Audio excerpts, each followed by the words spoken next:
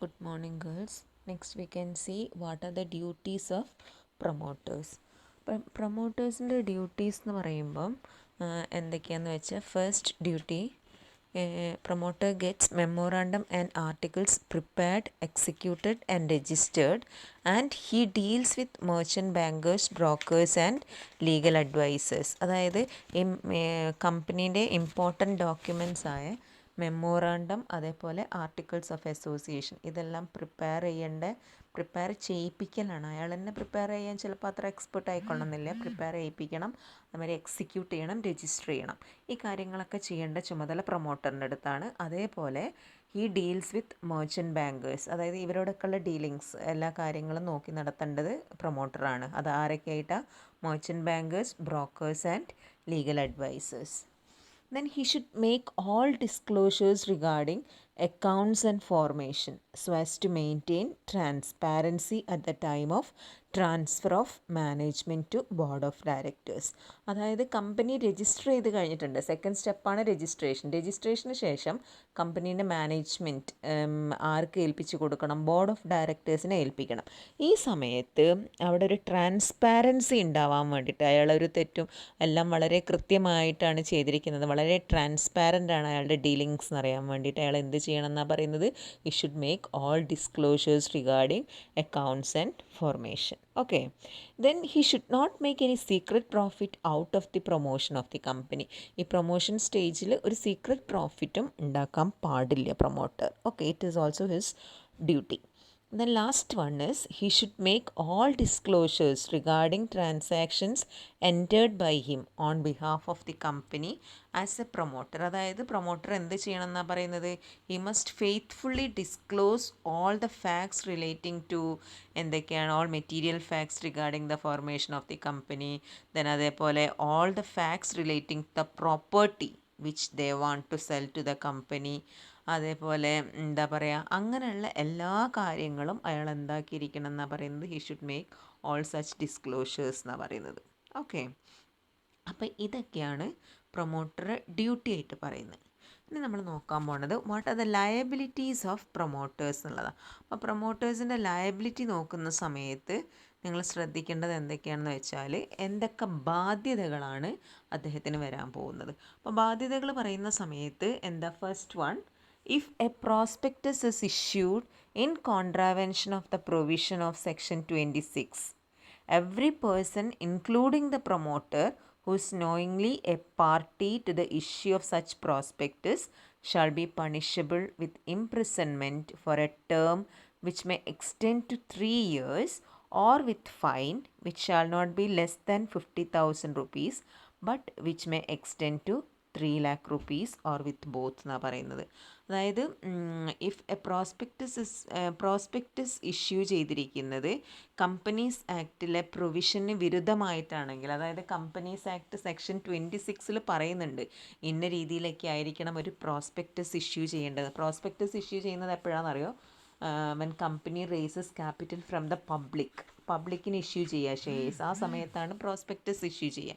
അപ്പം അങ്ങനെയുള്ളൊരു സമയത്ത് ഈ പ്രോസ്പെക്ടസിൽ എന്തെങ്കിലും കോൺട്രവെൻഷൻ, അതായത് അതിന് പ്രൊവിഷനിൽ പറഞ്ഞിരിക്കുന്നതിന് വിരുദ്ധമായിട്ട് എന്തെങ്കിലും കാണിച്ചു വെച്ചിട്ടുണ്ടെങ്കിൽ അതിന് ആരൊക്കെ? പ്രൊമോട്ടർ അടങ്ങുന്ന ആളുകൾ ആരൊക്കെയാണ് ഈ പ്രോസ്പെക്ടസ് ഉണ്ടാക്കിയിരിക്കുന്നത് അവർക്കെല്ലാം പണിഷ്മെൻറ്റ് കിട്ടുമെന്നാണ് പറയുന്നത്. പണിഷ്മെൻറ്റ് എന്ന് പറയുന്നത് ഒന്നുകിൽ ഇംപ്രിസൺമെൻ്റ് ആണ്, അത് 3 വർഷം വരെ ആവാം, അല്ലെങ്കിൽ ഫൈനാണ്. ഫൈൻ എന്ന് പറയുന്നത് ഏറ്റവും കുറവ് എത്രയാണെന്ന്? It shall not be less than 50,000. പക്ഷേ എത്ര വരെ പോവാം ഈ ഫൈൻ എന്ന് പറയുന്നത്? 3 lakh. അല്ലെങ്കിൽ ഇത് രണ്ടും കൂടി ആവാം, ഫൈനും ഇംപ്രിസൺമെൻറ്റും. ഓക്കെ, ഇനി രണ്ടാമതൊരു ലയബിലിറ്റി പറയുന്നത് where a prospectus issued, circulated and distributed included any statement which is untrue or misleading in form or context in which it is included, or where any inclusion or omission of any matter is likely to mislead, the promoter who authorizes the issue of such prospectus shall be liable under section 447 എന്നാണ് പറയുന്നത്. അതായത് ഇങ്ങനെ ഉണ്ടാക്കിയിരിക്കുന്ന ഈ prospectus issue ചെയ്യുന്ന സമയത്തോ circulate ചെയ്യുന്ന സമയത്തോ ഡിസ്ട്രിബ്യൂട്ട് ചെയ്യുന്ന സമയത്തോ അതിൻ്റെ കൂടെ എന്തെങ്കിലും തരത്തിലുള്ള സ്റ്റേറ്റ്മെൻറ്റ്, മിസ്ലീഡിങ് സ്റ്റേറ്റ്മെൻറ്റോ അല്ലെങ്കിൽ അങ്ങനെയുള്ള എന്തെങ്കിലും അൺട്രൂ സ്റ്റേറ്റ്മെൻറ്റ്സ് ഉണ്ടെന്ന് തോന്നിയിട്ടുണ്ടെങ്കിൽ അതെന്ത് ചെയ്തിരിക്കണം എന്നാണ് പറയുന്നത്. അപ്പോൾ the promoter who authorises the issue of such prospectus, ആരാണോ ഇങ്ങനെയുള്ള പ്രോസ്പെക്ടസ് ഇഷ്യൂ ചെയ്തിരിക്കുന്നത്, he shall be liable under section 447 എന്നാണ് പറയുന്നത്. ആ ശിക്ഷ എന്ന് പറയുന്നത് എത്രയാണെന്നാണ് പറയുന്നത്, imprisonment for a term which is not less than 6 months but which may extend to 10 years. ചുരുങ്ങിയത് 6 മാസം ഉണ്ടാവും ശിക്ഷ, അത് 10 വർഷം വരെ ആവാം അതിൻ്റെ കാഠിന്യം അനുസരിച്ചിട്ട്. ഓക്കെ, അതേപോലെ ഫൈൻ എന്ന് പറയുന്നത് എത്രയാണെന്നാണ് പറയുന്നത്, liable to fine which may extend to 3 times the amount involve. അതായത് ഈ ഒരു ഈ മിസ്ലീഡിങ് സ്റ്റേറ്റ്മെൻറ്റ് കാരണം ആർക്കെങ്കിലും എന്തെങ്കിലും ഒരു നഷ്ടം ഉണ്ടായിട്ടുണ്ടെങ്കിൽ ആ നഷ്ടത്തിൻ്റെ 3 ഇരട്ടിയോളം ഫൈനും ചുമത്താം എന്നാണ് പറയുന്നത്. Where the fraud in question involves public interest, the term of imprisonment shall not be less than 3 years. Okay. ഇനി അതേപോലെ വേറൊരു കാര്യം പറയുന്നത്, where a person has subscribed the securities of a company acting on any statement included or the inclusion or omission of any matter in the prospectus which is misleading and has sustained any loss or damage as a consequence thereof, the promoter shall be personally responsible without any limitation of liability for all or any of the losses or damages that may have incurred by any person who subscribed the securities on the basis of such prospectus എന്നാണ് പറയുന്നത്. അതായത് ഇങ്ങനെ തെറ്റായ എന്തെങ്കിലും misleading statement വെച്ചുകൊണ്ട് prospectus issue ചെയ്തത് കാരണം അത് വെച്ചും കൊണ്ട് ഏതെങ്കിലും ഒരു ഷെയർ ഹോൾഡർ ഷെയർ സബ്സ്ക്രൈബ് ചെയ്തിട്ടുണ്ടെങ്കിൽ അയാൾക്ക് എന്തെങ്കിലും നഷ്ടം ഉണ്ടായിട്ടുണ്ടെങ്കിൽ ആ നഷ്ടം മുഴുവൻ നികത്തണം. അതിനും ഈ പ്രൊമോട്ടേഴ്സ് ലയബിൾ ആണ് എന്നാണ് പറയുന്നത്. Punishment for fraudulently inducing person to invest money, ആ സെക്ഷൻ പ്രകാരം 35.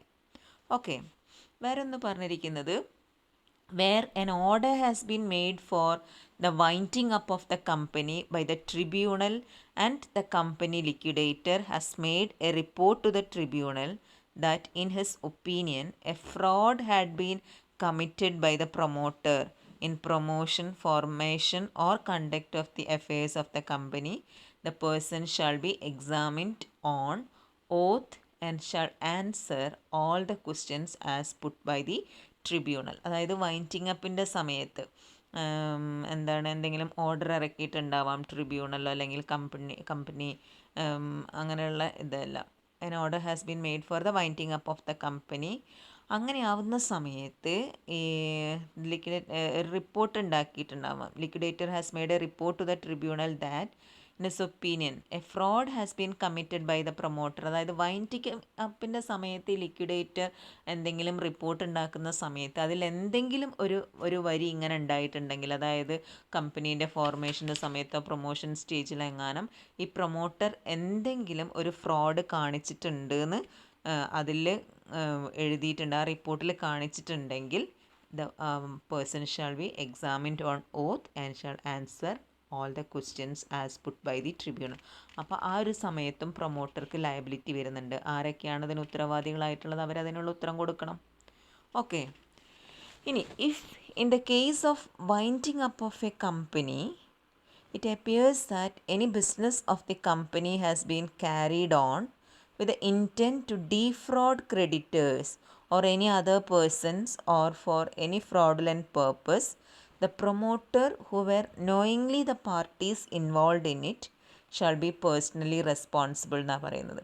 അതായത് വൈൻഡിങ് അപ്പിൻ്റെ സമയത്ത് എന്തായിന്ന് തോന്നിയിട്ടുണ്ടെങ്കിൽ, അതായത് any business of the company has been carried on, അതായത് കമ്പനീൻ്റെ ബിസിനസ് എന്തിനു വേണ്ടിയിട്ട് ഉണ്ടാക്കിയ with an intent to defraud creditors or other persons, അതായത് ക്രെഡിറ്റേഴ്സിനെ ചതിക്കുക എന്നുള്ള ഉദ്ദേശത്തിലോ അങ്ങനെ എന്തെങ്കിലും ഒരു ഉദ്ദേശമാണ് ഈ കച്ചവടത്തിന് പിന്നിലെങ്കിൽ അങ്ങനെയൊക്കെ കണ്ടുപിടിക്കപ്പെട്ടാലും ഇതിന് ഉത്തരവാദികളായിട്ടുള്ള ആളുകളെയൊക്കെ എന്താക്കുന്ന പറയുന്നത്, അവർക്കൊക്കെ ലയബിലിറ്റി വരും. ആ ഒരു ടൈമിൽ എന്ന് പറഞ്ഞിട്ടുണ്ടെങ്കിൽ അതൊക്കെ പ്രൊമോട്ടേഴ്സിനും കൂടെ ഉള്ള ഒരു ലയബിലിറ്റിയാണ്. ഓക്കെ, ഇനി where at any time after the incorporation of a company it is proved that the company has been got incorporated by furnishing any false or incorrect information or representation or by suppressing any material fact or information in any of the documents or declaration filed or made for incorporating. അതായത് ഇൻകോർപ്പറേഷൻ്റെ സമയത്ത് എന്തെങ്കിലും അതായത് തെറ്റായിട്ടുള്ളതോ incorrect ആയിട്ടുള്ള information കൊടുത്തുകൊണ്ടോ അല്ലെങ്കിൽ representation കൊടുത്തുകൊണ്ടോ അല്ലെങ്കിൽ എന്തെങ്കിലും material fact എന്ന് പറഞ്ഞാൽ ഇമ്പോർട്ടൻ്റ് ആയിട്ടുള്ള എന്തെങ്കിലും കാര്യങ്ങൾ സപ്രസ് ചെയ്തുകൊണ്ടോ ഒക്കെയാണ് ഈ കമ്പനി എന്താ പറയുന്നത് ഇതാക്കിയിരിക്കുന്നതിൽ ഇൻകോർപ്പറേഷൻ ഡോക്യുമെൻറ്റ്സിൽ അങ്ങനെ എന്തെങ്കിലും ഒരു തെറ്റ് കണ്ടുപിടിച്ചിട്ടുണ്ടെങ്കിലും promoters shall each be liable for action under section 447 എന്നാണ് പറയുന്നത്. ഓക്കെ, ഇനി പറയുന്നത് if a company make an offer or accept monies in contravention of section 42. section 42 പറയുന്നത് എന്താ അറിയോ?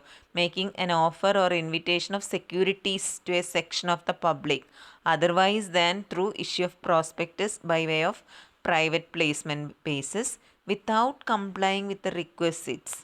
The director, manager, promoter and other managerial person shall be liable for penalty എന്നാണ് പറയുന്നത്. അതായത് ഈ പബ്ലിക്കിന് ഷെയർസ് ഇഷ്യൂ ചെയ്യുന്ന സമയത്ത് പ്രൈവറ്റ് പ്ലേസ്മെൻറ്റ് കൂടാതെ, പ്രൈവറ്റ് പ്ലേസ്മെൻറ്റ് എന്ന് പറയുന്ന ഷെയർസ് ഒരു വിഭാഗം ആളുകൾ, പ്രൈവറ്റ് ആയിട്ടുള്ള ആളുകൾക്ക് മാത്രം, ഒരു കാറ്റഗറി ആളുകൾക്ക് മാത്രമായിട്ട് ഇഷ്യൂ ചെയ്തിട്ടുണ്ടാകും ഷെയർസ്. അത് കൂടാതെ എന്തെങ്കിലും പബ്ലിക് ഓഫേഴ്സ് നടത്തുന്നുണ്ടെങ്കിൽ, ഷെയർസ് പബ്ലിക് ഓഫർ നടത്തിയിട്ടുണ്ടെങ്കിൽ, അങ്ങനെയുള്ളൊരു എന്താ പറയുക, അതിൽ എന്തെങ്കിലും ഒരു ഇത് കണ്ടുപിടിച്ചിട്ടുണ്ടെങ്കിൽ അവിടെയും ആര് ലയബിൾ ആവുന്ന പറയുന്നത്? Directors, managers, promoters etcetera. Okay, then failure to make full disclosure or non-disclosure concerning each item of special business to be transacted at a general meeting will entail every promoter, director or other managerial person a fine which may extend to 50,000 rupees or 5 times the amount of benefit accruing to such persons എന്നാണ് പറയുന്നത്. And last one, failure to cooperate with company liquidator during winding up. winding upൻ്റെ സമയത്ത് company ലിക്വിഡേറ്ററായിട്ട് cooperate ചെയ്യാൻ പറ്റുന്നില്ല, അതിൽ അയാൾ എന്തെങ്കിലും failure പറ്റിയിട്ടുണ്ടെങ്കിൽ the promoters, directors, officers and employees who are or have been in employment of the company or acting or associated with the company, കമ്പനിയായിട്ട് ബന്ധമുള്ള എല്ലാവർക്കും എന്തുണ്ടാവുന്ന പറയുന്നത്? പണിഷബിൾ വിത്ത് ഇംപ്രിസൺമെൻറ്റ്, ജയിൽ ശിക്ഷയാണ്, which may extend to 6 months or with fine which may extend to 50,000 rupees or with both എന്നാണ് പറയുന്നത്. Last പറയുന്ന liability, if any promoter enters into any contract on behalf of the company before it was actually incorporated, then the promoter shall be personally liable for non-fulfillment of the contract unless it was rectified by company after incorporation. ഇൻകോർപ്പറേഷന് മുന്നേ company ആയിട്ടുള്ള contract എന്ന് പറയുന്നത് promoters ആയിട്ടായിരിക്കുമല്ലോ contract ഉണ്ടാകുക. കാരണം company ഒരു artificial പേഴ്സണായി വന്നിട്ടില്ല. Incorporate ചെയ്താൽ registration ശേഷമേ അങ്ങനെ വരുള്ളൂ. അപ്പം അങ്ങനെ വല്ല കോൺട്രാക്റ്റും ഇൻകോർപ്പറേഷന് മുന്നേ വന്നിട്ടുണ്ടെങ്കിൽ അത് ഇൻകോർപ്പറേറ്റ് ചെയ്ത് കഴിഞ്ഞിട്ടും കമ്പനി റാറ്റിഫൈ ചെയ്യുന്നില്ല, അതായത് സ്വീകരിക്കുന്നില്ലെങ്കിൽ, അംഗീകരിക്കുന്നില്ലെങ്കിൽ അതിനുള്ള ലയബിലിറ്റി അത് ആരുടെ തലയിലായിരിക്കും? പ്രൊമോട്ടേഴ്സിൻ്റെ തലയിലായിരിക്കും. മനസ്സിലായിട്ടുണ്ടല്ലോ. So these are the powers of promoters. Okay, ഇനി നമ്മൾ നോക്കാൻ പോണത് റെമ്യൂണറേഷൻ ഓഫ് പ്രൊമോട്ടേഴ്സ് ആണ്. അപ്പോൾ പ്രൊമോട്ടേഴ്സിൻ്റെ റെമ്യൂണറേഷൻ എന്ന് പറയുന്നത് എങ്ങനെയാണ്? He has no right to get compensation from the company for his services unless there is a contract to that effect എന്നാണ് പറയുന്നത്. അപ്പം ഒരു റെമ്യൂണറേഷനുള്ള യാതൊരു അർഹതയില്ല. കോൺട്രാക്ട് ഒരു കരാർ ഒന്നും പറയുന്നില്ലെങ്കിൽ അങ്ങനെ റെമ്യൂണറേഷൻ കിട്ടാനുള്ള അധികാരമൊന്നുമില്ല. Even if there is a contract the promoter does not get a claim for compensation എന്നാണ് പറയുന്നത്. അപ്പോൾ a promoter may be rewarded by the company for efforts undertaken by him in forming a company in several ways. അതിൽ most common എന്ന് പറയുന്നത് company may pay some remuneration for the services rendered, അതായത് എന്ത് സർവീസാണോ അതിനുള്ള remuneration കൊടുക്കും. Promoter may make profits on transaction entered by him with the company after making full disclosure to the company and its members. അതായത് എല്ലാ കാര്യങ്ങളും തുറന്ന് പറഞ്ഞും കൊണ്ട് എന്തെങ്കിലും പ്രോഫിറ്റ് ഉണ്ടാക്കുകയാണെങ്കിൽ അത് ഓക്കെ, അല്ലാതെ സീക്രട്ട് പ്രോഫിറ്റ്സ് ഉണ്ടാക്കാൻ പാടില്ല എന്നുള്ളതേ ഉള്ളൂ. അതേമാതിരി promoter may sell his property to fully paid shares in the company after making full disclosure. Then promoters may be given an option to buy further shares in the company. Then promoters may be given commission on shares sold. And articles of the company may provide for fixed sum to be paid by the company to him. Okay, അപ്പം ഇങ്ങനെയൊക്കെ അല്ലാതെ ഇതൊക്കെയാണ് പ്രൊമോട്ടേഴ്സിൻ്റെ remuneration എന്ന് പറഞ്ഞ ഹെഡിങ്ങിൽ വന്നിരിക്കുന്നത്. Okay, then legal position of promoters. അപ്പോൾ legal position ഞാൻ ഓരോ പോയിൻ്റായിട്ട് പറയുന്നില്ല, ചുരുക്കി പറഞ്ഞാൽ ഇത്രയേ ഉള്ളൂ. Promoters play an important role in the formation of the company. അതായത് they stand in a peculiar position in relation to company എന്നാണ് പറയുന്നത്. അതായത് they are not agents of the proposed company. കാരണം പ്രൊപ്പോസ്ഡ് കമ്പനീൻ്റെ ഏജൻറ്റ്സ് എന്ന് അവരെ വിളിക്കാൻ പറ്റില്ല. കാരണം എന്താ, കമ്പനി ഇതുവരെ നിലവിൽ വന്നിട്ടില്ല. അപ്പോൾ പിന്നെ എന്ത് ഏജൻറ്റ് വന്നിരിക്കുന്നത്? അതേപോലെ തന്നെ they are not the trustees of the company. Trustees എന്നും പറയാൻ പറ്റില്ല. So promoters hold a fiduciary relationship with a proposed company എന്നാണ് പറയുന്നത്. ഫിഡ്യൂഷ്യറി റിലേഷൻഷിപ്പ് എന്ന് പറഞ്ഞാൽ എന്താ, എങ്ങനെയുള്ളൊരു റിലേഷൻഷിപ്പാണ് fiduciary relationship with a proposed company എന്ന് പറയുന്നത്? അതായത് it is a relationship of trust and confidence. Therefore promoters must be honest in their dealings എന്നാണ് പറയുന്നത്. അതായത് ഒന്നും they shall not make any secret profit. അതേപോലെ they are also liable to make full disclosure of facts to those who are interested in the company when it comes into existence. Okay, so this is the legal position of promoters. അതിൽ ഓരോ പോയിൻ്റായിട്ട് നിങ്ങൾക്ക് വായിച്ചിട്ട് നോക്കാം, doubt എന്തെങ്കിലും ഉണ്ടെങ്കിൽ.